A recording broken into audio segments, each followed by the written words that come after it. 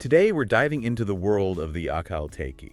You might know it as the golden horse. That's right. And that nickname comes from this truly stunning metallic coat they have. It's iridescent, almost shimmers. It really does seem to capture the sun. And it's a living legend we're talking about, tracing its roots back maybe 3,000 years. 2,000 years, wow. Yeah, to the deserts of Central Asia, Turkmenistan mainly.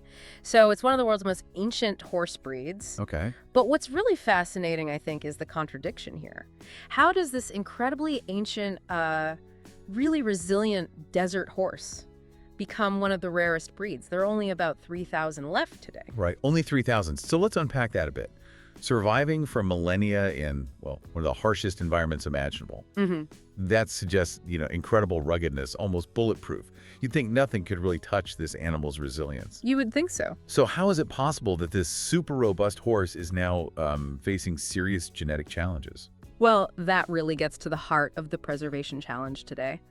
Originally, you see, the Akhal-Teke was bred exclusively by the Teke tribe, nomads. Okay. And their selection process was, let's say, rigorous, brutal even, focused entirely on resistance, speed, endurance.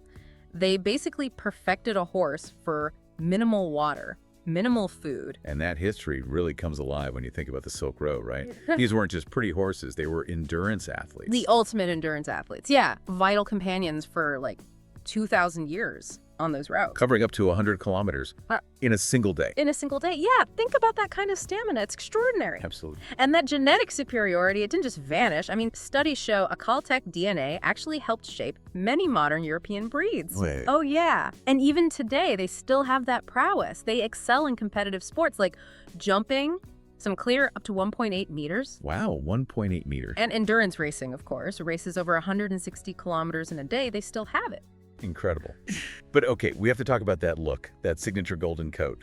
How does that work biologically? Ah, the shine. Well, it's not really about pigment in the way we usually think. It's the hair structure itself. It's unique. How so? Each hair shaft is structured in a way that reflects light, kind of like a mirror, which gives it that metallic sheen. So it's functional too, not just for looks. Exactly. It's also an adaptation. Helps them keep a lower body temperature in those hot desert climates. Smart design. Fascinating.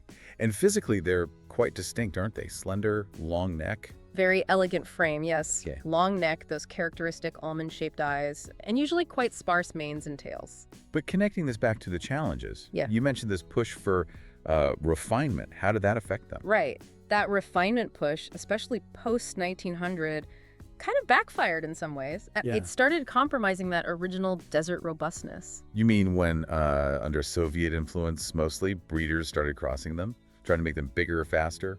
Exactly that. They introduced thoroughbred genetics quite intentionally, trying to optimize them for, say, modern racing. Okay. But in doing that, they inadvertently diluted some of that unique, hard-won genetic heritage. Which raises a tough question for breeders, When purity or a certain aesthetic becomes the goal, what are the costs? And it seems like the cost was pretty high, health-wise. Unfortunately, yes. This focus on fineness, coupled with the breed already being somewhat isolated, led to reduced genetic diversity. Less variety in the gene pool. Precisely. We measure this using something called SNPs, single nucleotide polymorphisms, and the Akhal-Teke count is worryingly low. Which makes them prone to inherited diseases. Sadly, yes. Some severe ones. There's wobbler syndrome, for instance. It's a neurological issue caused by spinal cord compression in the neck, causes instability. Oh dear. Often means the horse has to be humanely euthanized. Then there's DSLD, degenerative suspensory ligament dismetus, a breakdown of connective tissue. Very debilitating.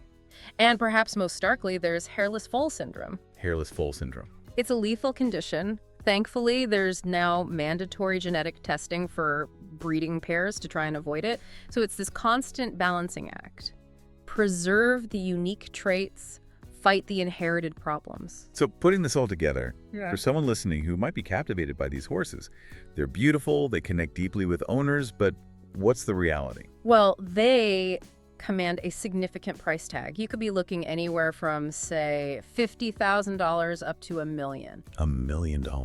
Depending on the lineage, the potential, you're essentially buying a piece of living history. It's remarkable. A piece of living history. But ultimately, the real challenge now falls to the breeders and the owners worldwide who are dedicated to this rare animal. It's about preservation. Right. With this growing global demand, especially for that stunning coat, but also the rise of these serious genetic issues. How do you ensure the future? How do you maintain the longevity of this ancient line? They can live up to 30 years with good care. So how do you keep them going without sacrificing that 3,000-year-old toughness that made them legendary in the first place? Exactly. That's the critical question. Something for you to think about as we wrap up this deep dive.